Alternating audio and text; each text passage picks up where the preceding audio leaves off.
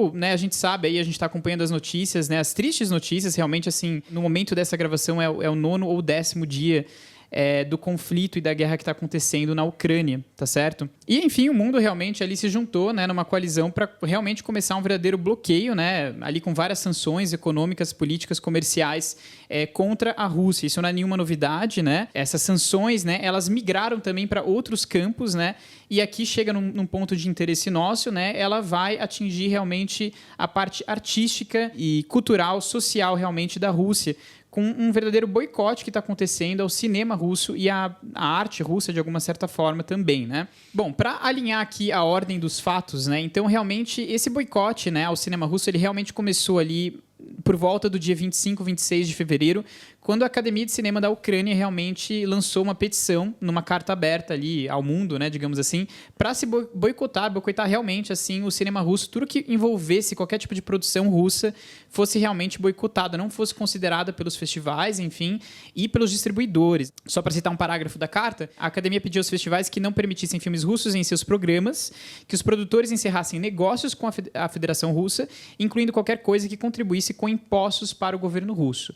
Então é interessante porque aí a gente começa a ter algum primeiro de indício de, pelo menos, uma racionalidade do que está acontecendo ali atrás, né? Existe essa questão, essa problemática de que o cinema russo, assim como, na verdade, assim, qualquer filme que é produzido fora do circuito de Hollywood tem verba de governo. É impossível. Assim, o pessoal até no Brasil existe uma crítica muito grande, né, que o dinheiro do governo indo aí para os filmes, etc, etc, que muita gente não concorda, mas isso acontece em todo o país. O único país em que isso não existe é realmente nos Estados Unidos, em Hollywood, porque a indústria é muito grande, né? Logo depois disso, né, começou uma sucessão de fatos ali, de vários estúdios, enfim, e personalidades se posicionando sobre isso, né? Então, só para a gente trazer alguns destaques, a Disney, os estúdios da Disney decidiu pausar todos os lançamentos na Rússia, né? A Netflix suspendeu todos os projetos futuros também no país, inclusive qualquer aquisição que eles estivessem fazendo.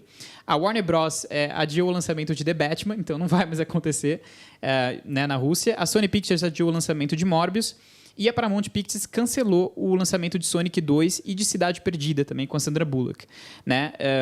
E logo depois disso também vários festivais de cinema começaram a realmente assim, participar ativamente desse boicote, né? E a dizer simplesmente, olha, se é filme russo, não está mais concorrendo no festival, né? Daí eu quero já tratar alguns exemplos aqui que eu acho que são interessantes. A gente pode citar o caso do cineasta, eu não vou saber pronunciar o nome, eu peço desculpas, mas Kirill Sokolov, no qual ele tinha um filme ali que estava concorrendo no festival de Glasgow, chamado No Looking Back. Ele é um cineasta russo, de raízes ucranianas e com muitos parentes e conhecidos em Kiev.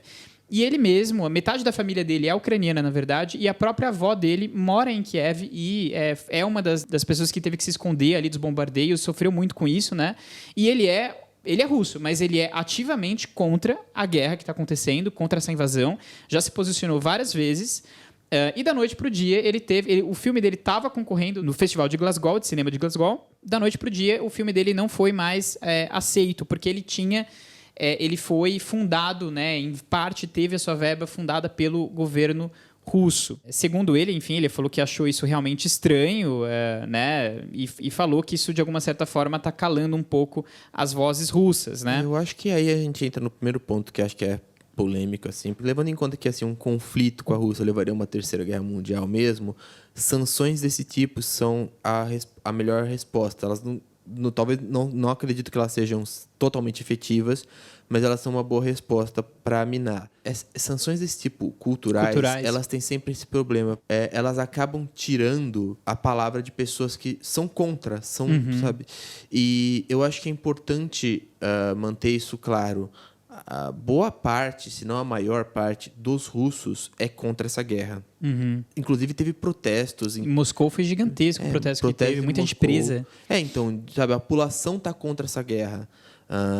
E muitos cineastas russos também estão. De novo, tem que ter uma sanção, mas acaba calando a voz de gente que está contra essa guerra, que é da Rússia. Acho que o principal problema disso, eu acho que vai um pouquinho além dessa questão. Pessoas que estão talvez um pouco mais informadas, assim, acabam tendo a visão de que todos de que assim, se é russo, é vilão nessa história.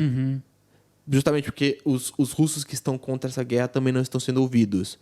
Para mim, assim, é o principal problema desses boicotes. Só para citar mais alguns exemplos, né, que assim a gente vê que tem uma contradição ali, né? Ainda no Festival de Glasgow foi largado, né? Eles cancelaram a exibição do filme A Execução. Desculpa, não vou conseguir pronunciar os nomes, mas enfim, de Lado Kivatania. Então ele tinha um filme, né, A Execução. O Festival de Glasgow cancelou a exibição desse filme, a concorrência, né, desse filme. E justamente entra em contradição porque esse é um diretor russo que já foi censurado pelo governo russo pelos filmes que ele faz, porque ele é completamente contrário justamente à guerra e ao próprio Putin, né?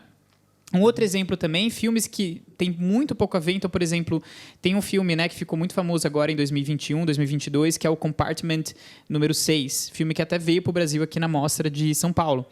É um filme que, inclusive, estava muito cogitado para concorrer ao Oscar de melhor filme internacional, né? Ele é um filme finlandês, o diretor é finlandês, mas ele teve uma pequena verba financiada pelo governo russo. Ele foi vencedor do Grand Prix em Cannes e também indicado ao Palme d'Or, mas em festivais que ainda estão rolando agora, ele foi cancelado simplesmente porque ele tem essa pequena verba russa, enfim. E eu acho que aí a gente entra num ponto que é, de novo, outro ponto que é um pouco assim, é quando começa a levar muito ao extremo, né?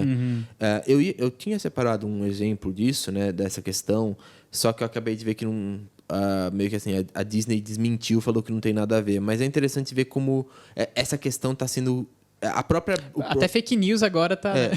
tá tendo fake news e as pessoas estão, sabe... pessoas que estão contra esse boicote, elas estão realmente, assim... Qualquer coisa que tenha qualquer associação com a Rússia, ou as pessoas estão falando tem que tirar, ou elas estão criticando quando são tiradas, né? O exemplo que eu ia trazer é que, assim...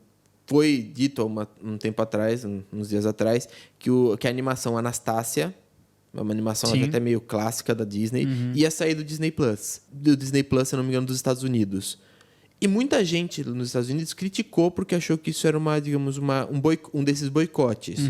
Recentemente, né, ontem, a Disney desmentiu, falou que isso tem a ver uma questão com o contrato dela com a 20th Century Fox, né, que envolve vários filmes que assim foram feitos em conjuntos, né. E coincidentemente... É uma coincidência, assim. Só que mesmo assim as pessoas ainda estão criticando, sabe? É uma coisa assim que... Porque justamente as pessoas não sabem ainda o que está sendo tirado por essas questões, assim, e o que está sendo tirado porque tem questão russa envolvida. Anastácia não é um filme que necessariamente tem um fundo de verba russo, né? Mas é um filme que se passa na Rússia. Sim.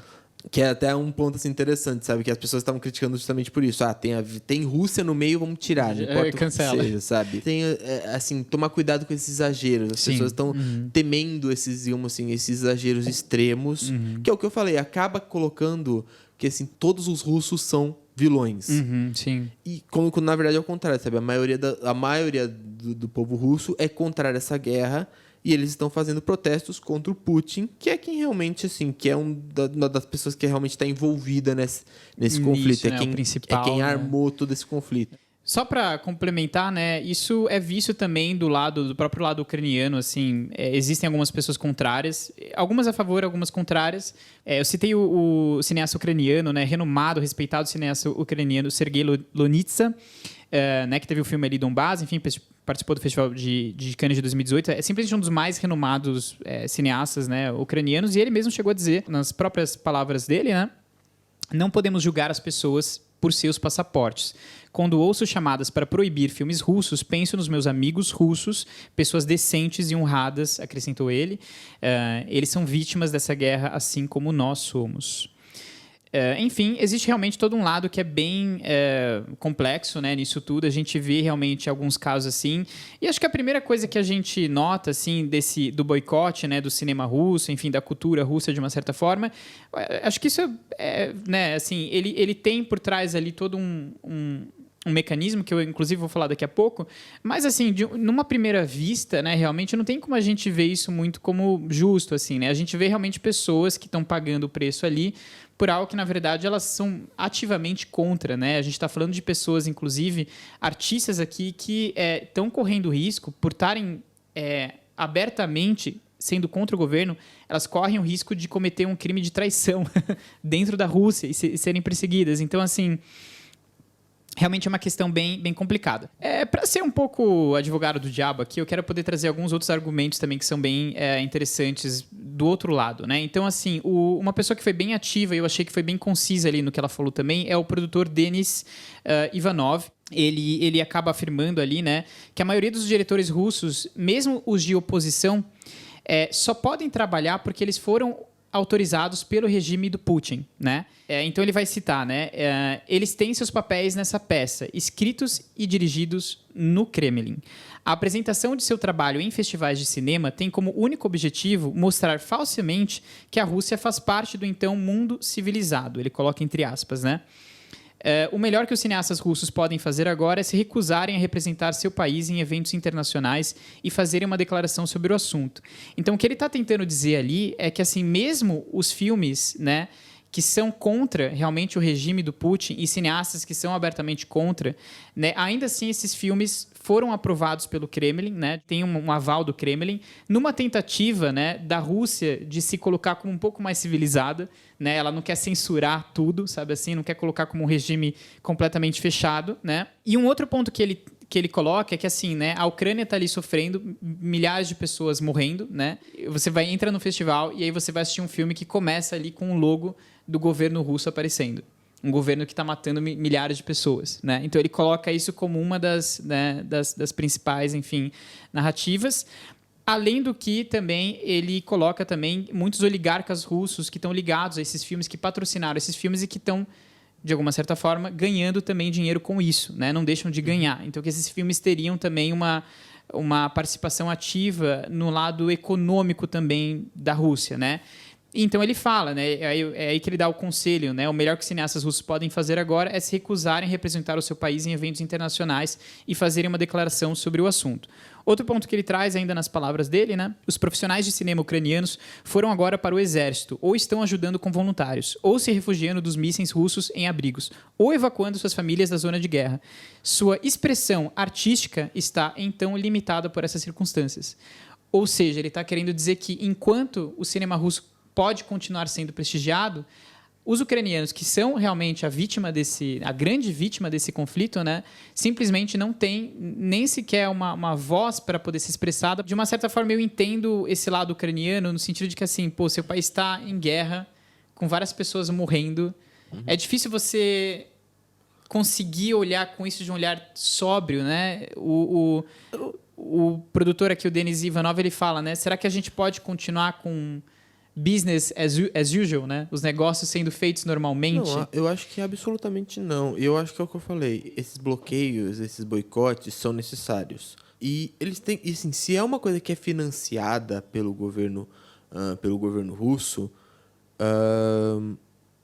tem que ser boicotado, sabe? Qualquer coisa que dê algo para esse governo continuar, dê sustento para esse governo continuar o que ele está fazendo, não pode receber, sabe, apoio de pessoas que são contrárias à guerra. Realmente o que ele falou, as opções para os cineastas russos que são realmente contrários ou para de produzir, ou pelo menos para de mandar para o festival, né? Ou sai da Rússia, busca, sei lá, algum apoio em algum outro lugar.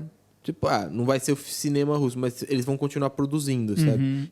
Poderia também ser uma opção. De novo, não sei se seria uma opção viável. Ser viável, né? Não sei se seria tão uma opção fácil, ou enfim. Não sei se seria uma opção fácil, viável, plausível para eles. Mas, realmente, sim, os bloqueios, nessa situação, eles devem continuar. O que eu só acho que, assim, é realmente uma pena que tenham que existir esses bloqueios, porque o cinema russo é um cinema riquíssimo. Sim, sim. Na história do cinema foi muito importante. Ele tem diretores renomados históricos, sabe? Diretores de importância histórica. É triste que esse cinema que sempre teve tanto a oferecer tem que estar sendo boicotado. Por isso que eu falei, eu achei que as palavras aqui do Denis Ivanov foram muito precisas, assim, né? Quando ele coloca esse contexto da produção russa e de que esses filmes, né, tiveram um papel dentro do Kremlin, você entende? É difícil você contradizer, né? Ao mesmo tempo, isso é todo o filme russo. Então, se você coloca isso como sendo uma condicional, realmente, o cinema russo acaba aqui, sabe assim? Sim, a gente... Não tem... É o que eu falei, não é uma questão de não fazer essas sanções. Eu acho que é mais uma questão de fazer as sanções, mas entender o que elas significam. E, acima de tudo, não usar essas sanções para permitir que a visão de que todo russo é ruim não se vilanizar por completo, né? Eu acho que assim, vilaniza os Quem verdadeiros realmente, envolvidos. né? Mas tenha consciência de que assim, tem muita gente por fora que está lutando na Rússia contra essa guerra. E as vozes deles, seja pela censura do Putin, seja por essas questões de sanções, elas não estão chegando a nós. Eu acho que é uma questão de entender isso.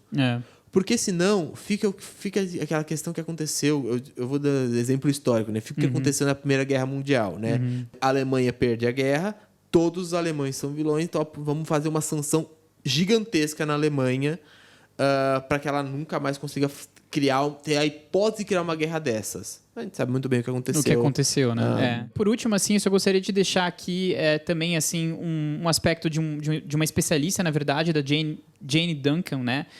Existe um artigo muito interessante do New York Times falando um pouquinho sobre isso e ela deu um pouco a opinião dela. Eu achei que foi bem conciso para a gente talvez criar uma espécie de conclusão aqui, né? A Jane Duncan é uma acadêmica da Universidade de Joanesburgo e ela escreveu já muito, né, sobre boicotes culturais como agentes de mudança política, que para ela, né, podem ser extremamente bem-sucedidos, né? São muito eficazes, né? Desde que hajam regras claras em torno do que realmente esses boicotes visam. Né? Eu não sei, eu penso assim na questão do cinema russo, você citou isso muito bem, eu acho, que é realmente assim, né, o que acontece realmente dessas pessoas que são publicamente contras e que estão criando um trabalho, né, para dizer realmente os horrores que isso está efetuando, opiniões que são de dentro da Rússia, sabe assim, e que são contra a Rússia, né? Esse tipo de visão, ela é muito importante de se ter, né? E quando existe um boicote por completo, a gente perde. Sim, E isso poderia ser muito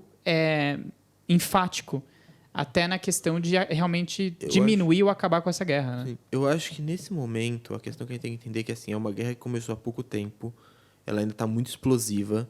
Existe uma confusão mesmo. Existe uma confusão, as pessoas não estão sabendo o que fazer para parar ela. Todo mundo quer acabar com essa guerra rápido. Mas a gente ainda não está sabendo como. Então a gente está tentando criar o máximo de soluções possíveis que não nos levem a uma terceira guerra mundial. Eu acho que esse é o ponto que todo mundo também quer evitar. Então a gente já está aceitando, sabe? A gente está impondo rapidamente tudo, porque né? A gente quer que isso faça um efeito rápido. Eu espero que isso seja suficiente. Eu espero que isso, assim, sei lá, o Putin recue por completo. Sim, que haja um acordo ou realmente uma desistência, né? Que é difícil, acordo, né? uma rendição, qualquer coisa assim para acabar com esse conflito. E que, a partir daí, as sanções comecem a ser diminuídas. Acho que quando começarem a ser diminuídas, a cultural deve ser a primeira que talvez caia, né? Eu acho que, assim, na perspectiva cruel e terrível dessa guerra perdurar por um tempo longo, essas sanções, esses boicotes que estão sendo feitos agora precisam ser realmente estudados e ver assim, boicote cultural, a gente mantém por completo ou a gente abre e tenta ver um jeito dos cineastas russos conseguirem expressar a voz deles contra, para mostrar principalmente assim, o que a população da Rússia tem a dizer sobre essa guerra e como eles estão sendo repreendidos pelo governo por causa disso. Porque a questão é assim, a gente vai ouvir as vozes ucranianas. As vozes ucranianas vão ser contrárias à guerra, elas são as vítimas. Só que também assim, ver assim, juntar essas vozes da Ucrânia com essas vozes contrárias que vêm da Rússia. Da própria Rússia. Sabe? Isso fortalece muito mais. Sim. Mas é a mesma luta, né? Se a gente... Sim, de uma certa forma, né? Mas como eu falei, no momento tá tudo muito confuso, tá tudo muito explosivo ainda. É natural que haja, né? Sim. Esse grau de confusão mesmo, né? E de difícil. E de tentar, assim, ao máximo, ter uma solução rápida, efetiva, mas rápida. E eu espero que isso seja bastante. Por último, só vale a pena dizer, né? Eu falei de alguns festivais ali, enfim, vale a pena dizer que nem todos os festivais foram tão, né? O Festival de Cannes de Veneza, por exemplo, proibiram qualquer delegação russa oficial de participar, né? Mas eles deixaram bem claro que cineastas russos, enfim, não seriam que são contra, né, o que está acontecendo não seriam proibidos de participar do festival também. Bom, fica realmente toda essa questão, né? Eu acho que realmente é bem complexo, foi algo que a gente viu aqui, tem muitos lados, enfim. Também eu deixo de pergunta para quem está nos assistindo e nos ouvindo agora, né? O que você acha dessa questão, né? O cinema russo ele deve ser boicotado? Tem que existir algum tipo de regra clara? Existem exceções? Ou assim, a situação é tão desesperadora que a gente realmente tem que boicotar tudo e ponto? Enfim, quais são as opiniões de vocês, né? A gente quer ouvir também. Se você está nos assistindo pelo YouTube, você pode comentar diretamente aqui nos comentários, né?